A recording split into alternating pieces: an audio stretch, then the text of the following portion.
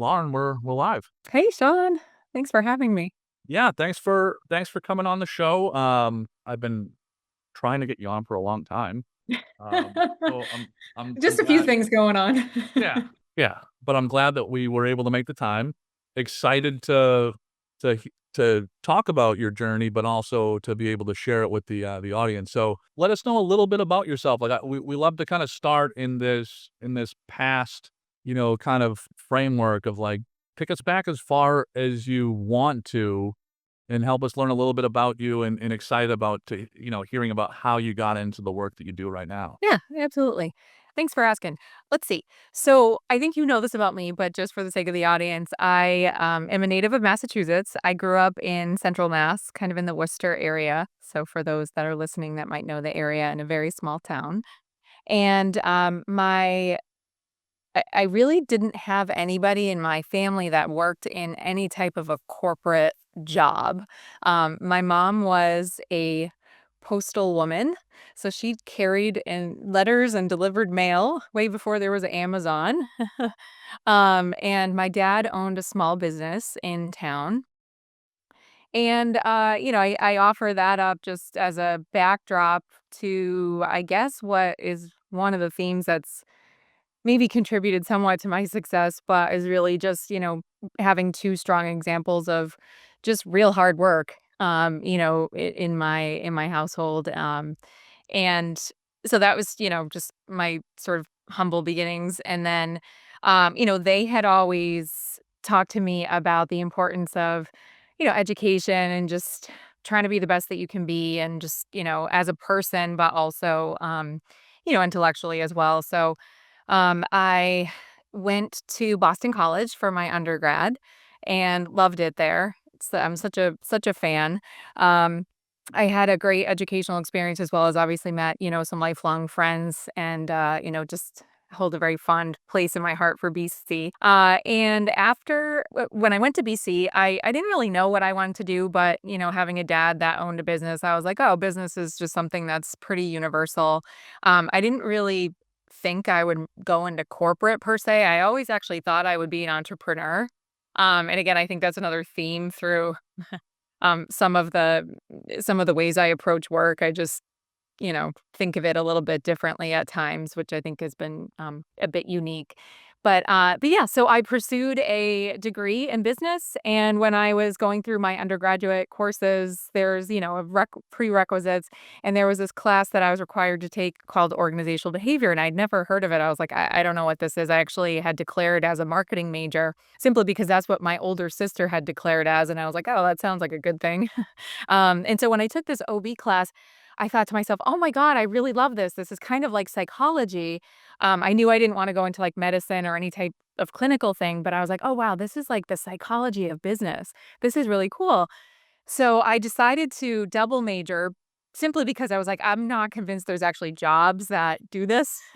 Again, I had never really known anyone that worked in corporate America. And so I got a double major in marketing and organizational behavior, which ironically, I think both are very applicable to the work of HR, which, we'll talk about in the future.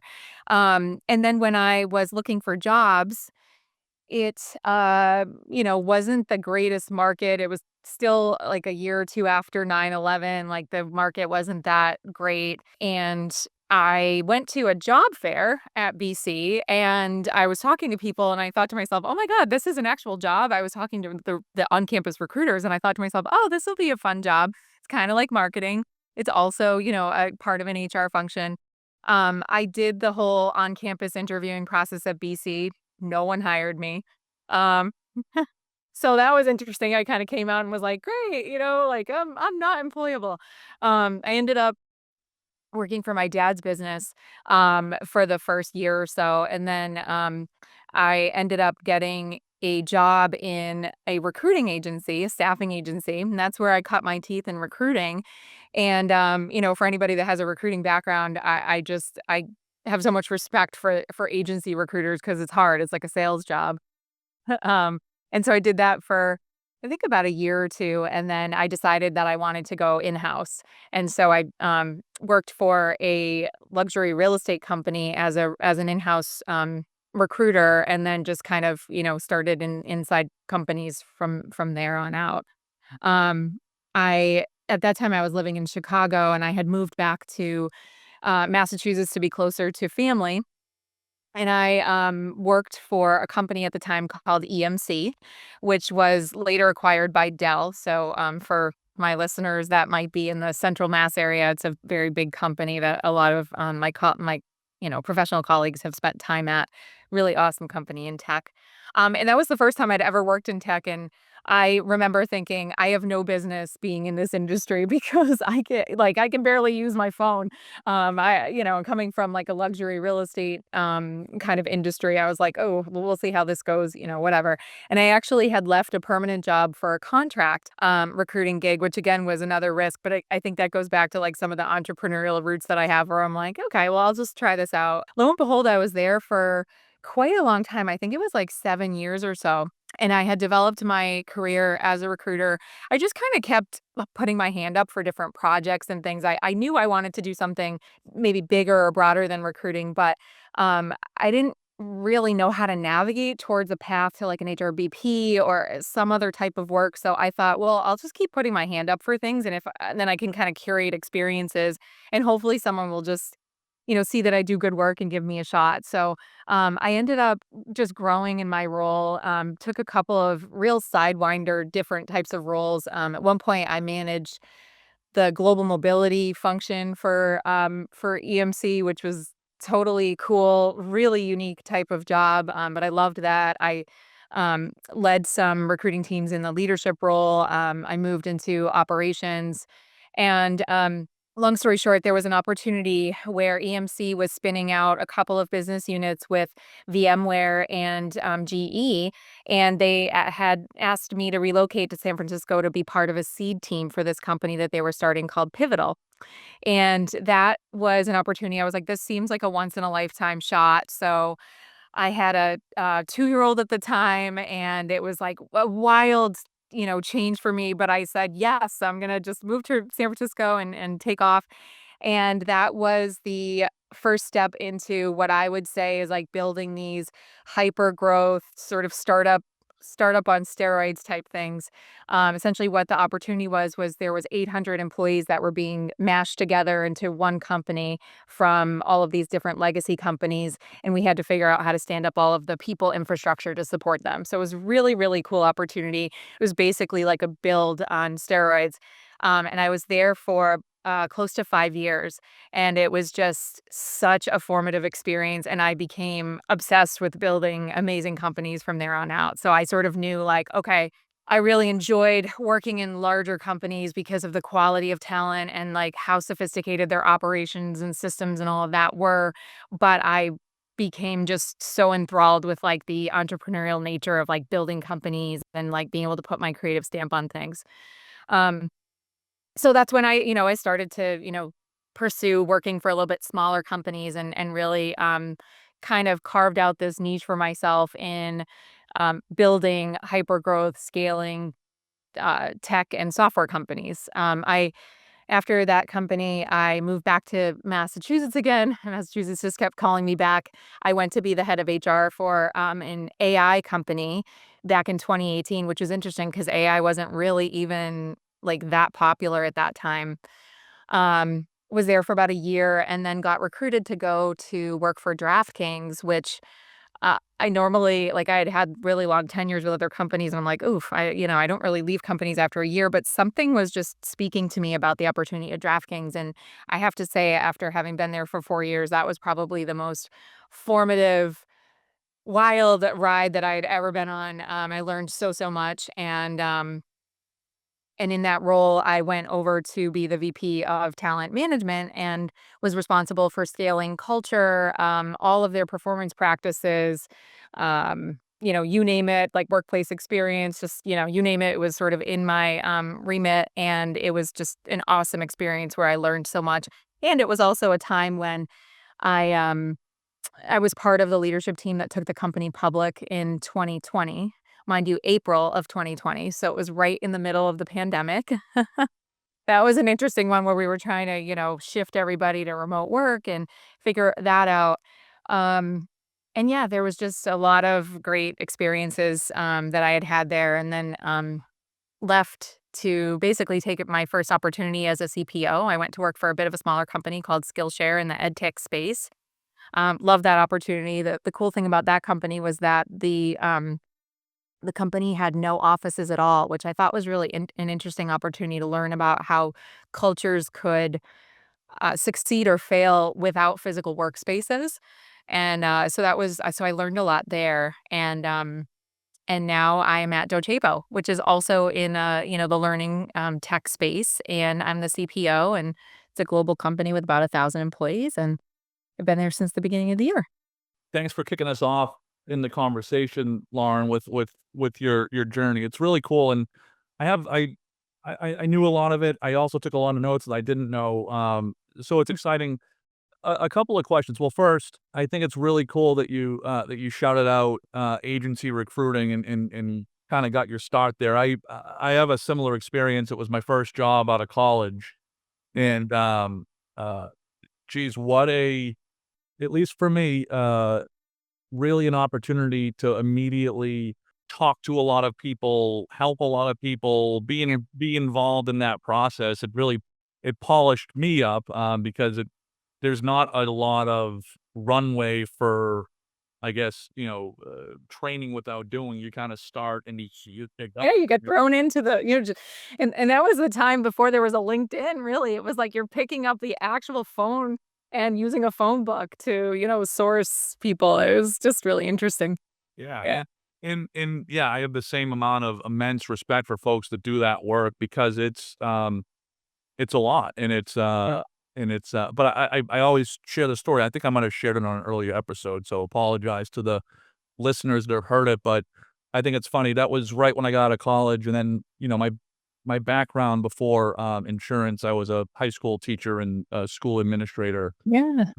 and we made the tough decision to cut a program at one point, and then we were gonna restaff, another program to have a different look in the school district, and I'll never forget, it was late on a Friday, and my boss, the superintendent, came in my office and said, "We got some work to do here, before the end of this semester," and I just picked up the phone and started calling, folks that were looking for that, type of work, and I think, like, midway through the first call, my boss, the superintendent, said, "What the heck was that? Like, how did you know how to do that?" You have this, like, secret skill set. Yeah.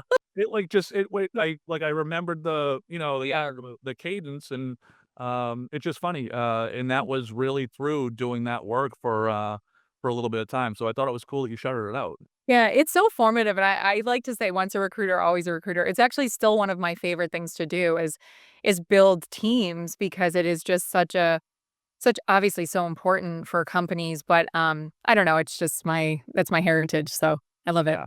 It's so Mm. I loved hearing that, and so and then my next question is, this is cool, right? Like, I write this down kind of, chronologically here. Organizational behavior, marketing, recruiting. Like, at what point, and I just gotta give a shout out to Skip Maloney, who, was on a previous episode, and he's always kinda banging the drum of HR and people leadership being, like, an organization's, best marketing opportunity, right? Yeah. Um, I didn't I never made that connection until Skip said it, and then it made a lot of sense to me, right, both externally and internally. But my question is, org behavior, marketing, recruiting, at what point, Lauren, did you know about the HR function at an organization or, like, what that opportunity was? So I'm always interested at the attachment point. It's always different for folks. Yeah, so for me, as I, actually went in-house and I left the agency side simply because I wanted to really kind of follow through with the candidates that I was placing. I was feeling like, "Oh, I wonder what happened to that person and were they successful?" So I ended up going in-house and, if you know me or if you've worked with me, you know I'm super collaborative and I always really attached myself to my HR business partner. So I was like kind of two peas in a pod as the recruiter, and to my HR business partner in really supporting the strategy of whatever function or business we were supporting. And so through that partnership, I just got invited to different meetings, different settings. And we did a lot of like talent planning and strategy. And I thought to myself, oh, this is really cool work. I would love to do this type of work as well, or have the opportunities to sort of make that move over to the other side. Um, and as I mentioned, I didn't know how to really do that other than just by, I don't know, just volunteering to get involved with certain things and pick up different skill sets so that I had the instincts when different projects or different opportunities would come up to feel somewhat qualified to kind of put my hat in the ring. I actually ended up making the way over to, I would say, like the other side of the house outside of talent acquisition, via talent acquisition operations. So I ended up moving out of a recruiter job into the ops side. And then that ops role ended up expanding into like a people operations or shared services type of role, which was in support of, strategic HRBPs and things like that. And then I grew that way. So, Yeah, yeah. that's really cool. And then last question here, and excited to kind of move into how you're thinking about the work right now. Yep. It's interesting. When I first met you, I met you virtually. I don't. We might not even remember. You were at Skillshare, right? Yep. I was a skills Um, yep. and we got to chatting, and I was just kind of learning about you. But you shared some information with me that was new for me. I mean, you talked about it like you've known it your whole life. So, and that's not normal for me. I run into that a lot. But like you were telling me about kind of your love for the talent management side of the work, your love for elevating people, elevating teams, helping employees, get to places that maybe they didn't know how to get to by themselves. So like kind of creating a path. And you said something to me, I'll never forget. I had it written down in my notes that, compensation, benefits, things get talked about a lot as far as what folks are looking for, but you said, and again, you shared it more eloquently, but I wrote it down how to remember. You said what most folks want is an idea on how they can achieve their goals at an organization, whether it's through learning, development, career pathing, one of those things. It kind of blew my mind at the time. But it was really rooted in this idea of helping folks, elevate themselves.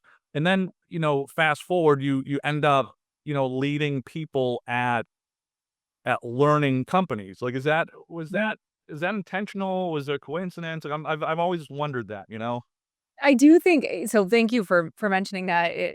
I don't explicitly remember saying that in a conversation, but that deeply resonates in the sense that I'm sure I did see it. I guess somewhat ironic, but maybe also deliberate, even subconsciously, that I am at a learning organization because I have always believed in what you just said. And I think that's actually one of the major things that drew me both to Skillshare and certainly to Docebo, is that the product is so resonant with me and the mission and what we're trying to do and what we're, trying to unlock for individuals and workplaces is just, it literally is like just kind of who I am and this sort of journey that I've been on.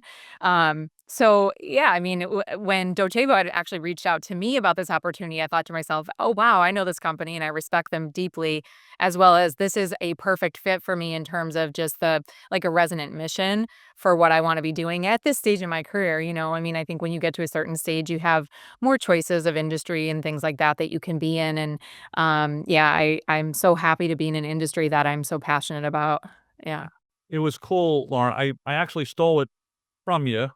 And I started asking people internally when I had conversations, like, "Hey, what's your goal here? Like, where do you wanna go?" And that elicits a response. Like, that's not, I guess, not a normal question folks get a lot, right? So, Yeah. uh, Yeah. it invokes a different conversation and in a conversation I really like having with folks. So, I guess thank you for allowing me to steal from you. Yeah, yeah. Well, and along those lines, I think, just simply asking that question to your point, it's not something that people are asked very often, and I think it also shows a deep level of care for what, is important to an individual, and that you're also thinking about being on that development journey with them, be it a year, 2 years, 5 years from now. So, yeah, so I love it too. I think it opens up a lot of doors, and you can learn so much about people and what's important to them. Well, thanks for doubling down on it and affirming, kinda what I was chatting about with my folks. So,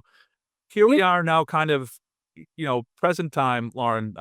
Tell us a little bit about how you're thinking about the work, what's energizing you, what's confusing, tell us where you're at right now relative to the work that you do.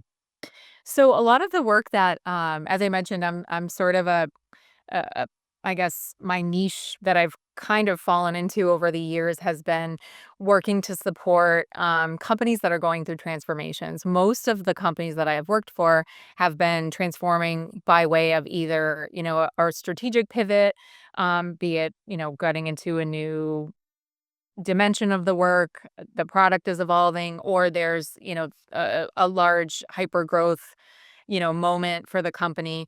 Or in recent years, I've also helped companies that are transforming in terms of really downsizing and getting a lot more focused as well. I never really thought that that would be, a piece of work that I would fall into, but I'm grateful for that work, as tough as that is, because it helped me see the other side of things too. So right now at Docebo, we're going through a big transformation as we really, position ourselves and embrace our identity as an AI first learning company. And, there's obviously lots of product, innovation that we're doing, and, a transformation in terms of the overall industry, as, the learning industry itself adopts, AI and different modalities to learn. But I'm really focused mostly on what does that mean for the organization, and how do we really, enable and enrich the employees that are, responsible for this, new vision and mission that we're on, and making sure that everybody is well prepared to, execute on that. So that includes obviously doing a lot of AI adoption within the company, as well as making sure that we're focused on our own learning and development to meet the moment that we're at, and, to make sure that we're future ready for the next couple of years.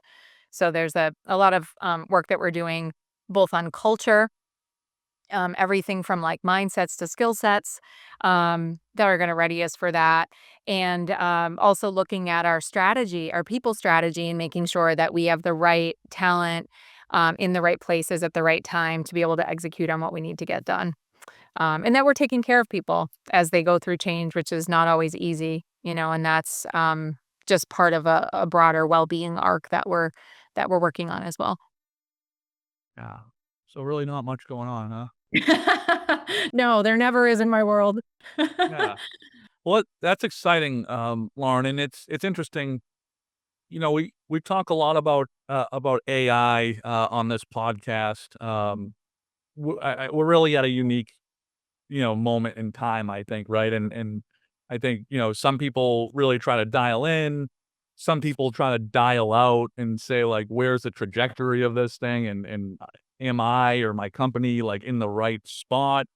Uh, I tend to always bring things back to like the personal level, right? I think about how I use AI in my personal life, right? So, um, haven't really formalized anything, from a Glavin family perspective, but, um, bedtime stories, it's been an absolute home run.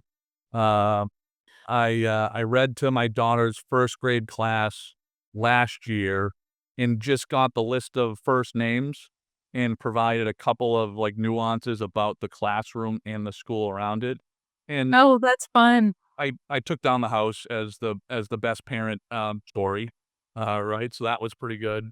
I A got plus for creativity. yeah, uh, travel agent, travel guide, right? 3 little kids, they're all uniquely different from each other in every way possible, what they like to eat, how they like to sleep, what they like to do. So my GPT, knows my family well enough now to say, "Okay, you guys are headed, in this direction. Here's something for Lacey. Here's something for Jax. Here's something for Jace. My wife only likes Americana food. Here's a good spot to stop, right? So, um, it's cool. I get it. I've used it a little bit, for work and kind of a super, off the side of my desk, way. But it's such an interesting thing to talk about and to learn about. And what I actually like about it is, it's kind of leveled this is the wrong term, but it's kinda leveled the playing field conversationally for folks where, it's not normal for me, or it's not uncommon for me to be in a scenario with a CEO or, someone like yourself or a CFO or, a friend that's not in corporate America talking about it, and there's kind of the same sentiment or experience or education level, and I like the fact that it allows people to be creative, optimistic, pessimistic, but it allows everyone to have an idea or to have a feeling about it because no one no one owns that space really yet. So I don't know, that's the way I think about it. Maybe it's a little unique. Well, it's interesting that you mentioned that. I was just speaking to another person just about this topic as I, frequently recently have been.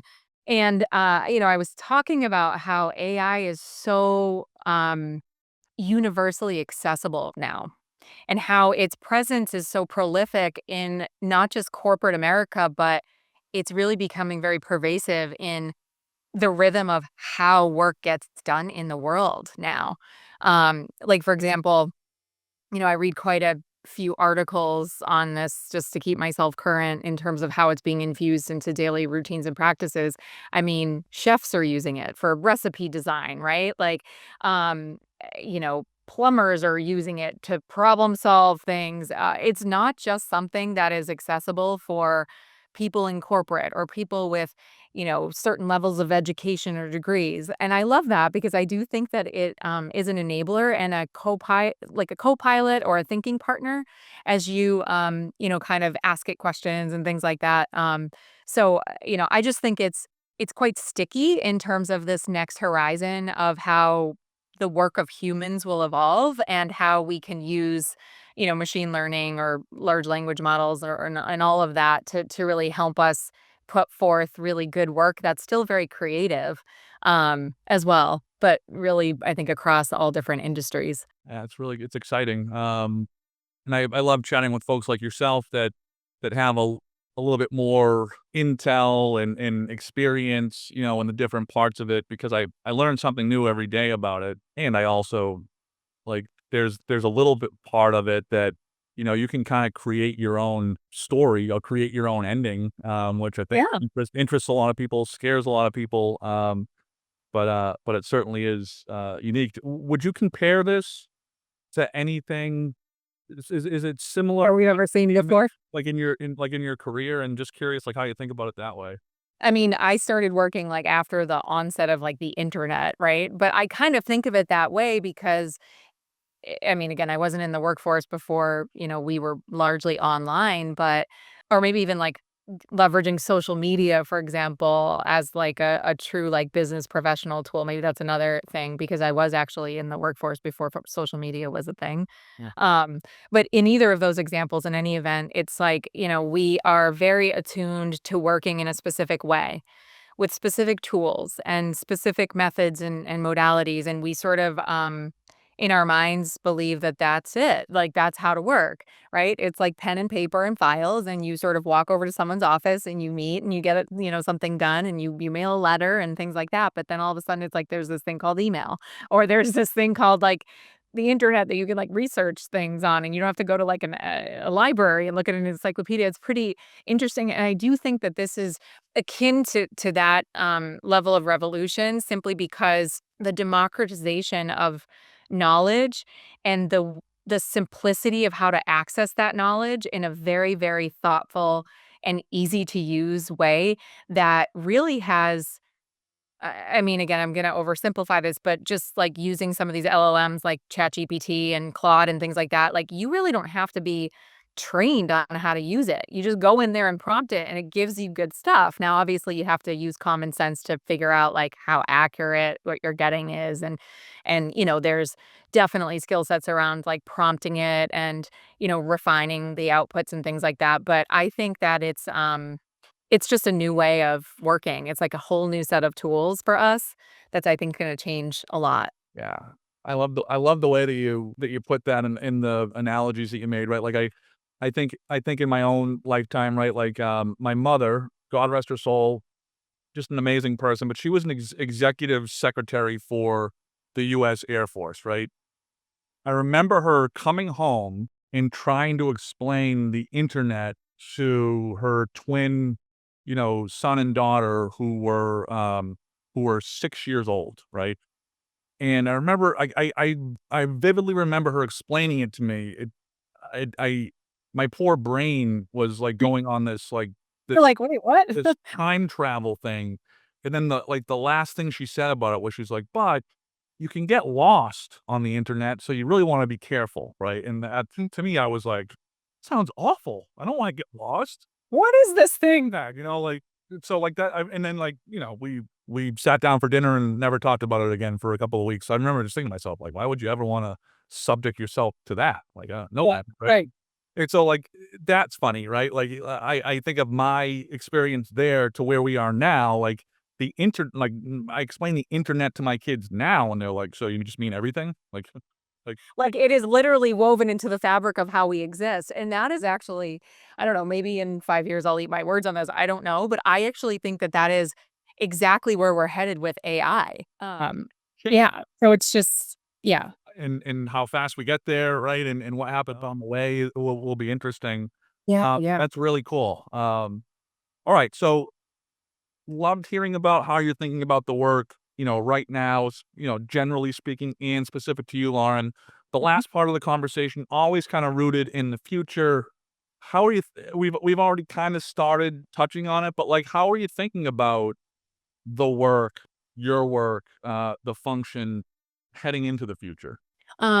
Well, right now, I think I mentioned we're really focusing a lot on our strategy and how to make sure that we're future ready and future proof. And for us, that means adopting really a skills and traits based people strategy, which is a little bit different than strategies that have been developed in the past. And I think is a little bit more, for me, it feels a little bit more modern in terms of really making sure that we're looking at where it is that we are now, where we're headed, and what is needed of people, both from, again, like a technical skill sets, whether it be technologies or competencies or things like that, as well as understanding the traits within humans that help them to be really successful in this very technology centric like moment that we're in with AI.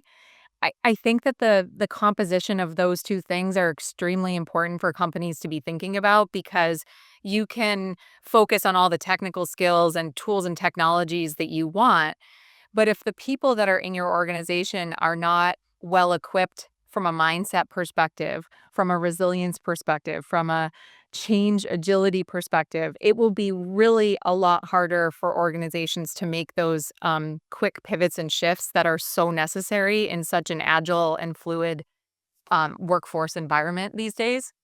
So that's where where I'm really spending a lot of my time thinking about is sort of the intersection of those 2 things.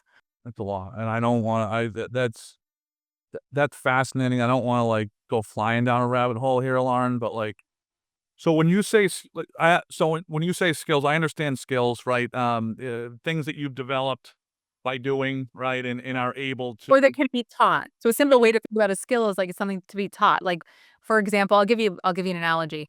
Public speaking, right? Public speaking is something that you can train someone and they can be taught. But passion is a trait. Someone can show up to the table and understand how to give a good speech or a good presentation, but it's the person that brings the passion in complement with the skill set that really will blow that out of the water, right? So that's what I mean. That's as an example. and let me go one more layer deeper here, and I promise we won't spend the rest of the time here, but and I don't want to get myself in too much trouble because I am connected to the higher ed world and but I want to ask the question. So skills and traits, is that in contrast to maybe in the current way or maybe an older way of thinking relative to degrees and tenure and time on something? Like, is it a this is it a this and is it a this or like how Yeah. what's the I transition don't there? think that they're in, conflict with one another. I think it's, maybe just, like, the orientation. So I think, degree programs, they're meant I mean, the good ones are meant to actually provide, real skills to people so that they can pursue a career or pursue, a particular, body of work in the future, right? Like, otherwise, why are we going and pursuing any type of education? And that's also true with respect to learning in this world that we're in. But the skill strategy is very important because it's a lot more, of a targeted focus on what is it that we need the individual to have in order to be successful in this moment or in the future.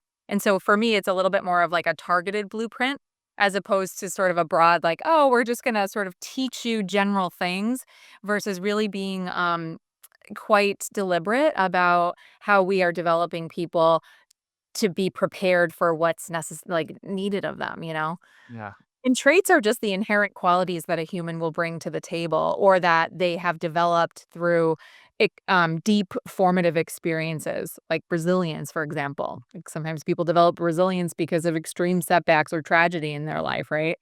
So, yeah. That's neat. I think if you were to ask the lay person, for our listeners, I'm raising my hand, right? You could mistakenly lump them together, right? You could mistakenly lump traits in with skills, and someone say like, "Oh, what's his or her skill?" Like I might say, "Well, just she's a really resilient person." There's a difference there. I appreciate you kind of spelling it out for us. yeah. And I do think that's important because I know a lot of companies are focused on skills, but also I think the complement that really helps those skills to be so useful within certain environments and cultures is the marriage of that skill with the particular trait that needs to be present in order to really express that skill appropriately within the environment. That's neat. I'm probably gonna listen to this segment, Lauren, over and over again because there was a lot of, like, really, good stuff there, and I don't need to tell you, but there a lot of folks are talking about that in our space, so Yep. thank you. Great. One more question for you, right? So, the audience here at Why People, is really wide, but we get a lot of folks that are, what I would say, kinda early on in their people in HR journey and, send notes in or make comments about, "Oh, geez, the Lauren episode was really great. Um, would love to, follow her, trajectory someday." And, again, everyone has their own path, but a lot of times people will say like, "What what advice do you have to somebody who's early on in their HR and people journey that they do wanna lead the function someday or lead a center of excellence like talent management someday?" What advice would you give, Lauren? I'd say 2 things. The first is just always put your hand up for things because, I think a lot of times people are very focused on like, "Oh, well, what do I get for doing that?" It's a very people bring like a transactional exchange kind of thought process to these things and it's like I think being generous with your curiosity and your skills especially early on will get you into the rooms, into the spaces, into the projects that will help you build the skill sets that you'll need to then be ready and prepared when these big jobs or opportunities come up, right? For me at least, and again I'm only speaking from my own perspective, but for me